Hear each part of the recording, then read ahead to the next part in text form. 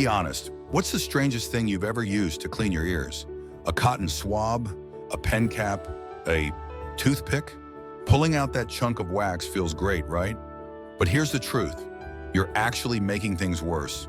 That so-called dirt is earwax, and believe it or not, your ears need it. It traps dust, keeps bacteria out, and even cleans itself out over time. But when you dig inside, you're not cleaning. You're shoving wax deeper, which can cause blockages, infections, and even hearing problems. So, what's the right way to clean your ears? Simple. Just wipe the outer part of your ear with a soft cloth. Let warm water flow into your ears while showering. No digging needed. If your ears feel clogged, talk to a pharmacist instead of reaching for a cotton swab. Safe ways to remove excess earwax. Feeling like there's too much wax? Here's how to remove it safely without damaging your ears. Step by step for using olive oil drops. 1. Warm a little olive oil, make sure it's not hot. 2. Tilt your head and put 2 to 3 drops in your ear.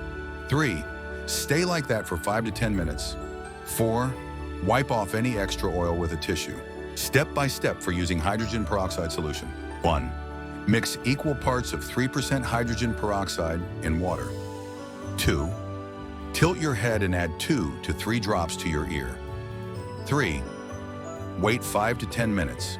If you hear bubbling, that's normal. 4. Tilt your head to drain the liquid and wipe your ear. Do this only once every 6 months to avoid irritation. Do not try this if 1. You have an ear infection. 2. Your ears hurt. 3. You have a perforated eardrum.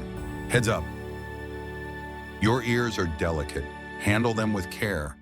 Clean them the right way or don't clean them at all. Now tell me, what's the weirdest thing you've ever used to clean your ears? Drop your answer in the comments. Don't keep this info to yourself. Like, share, and subscribe for more health tips.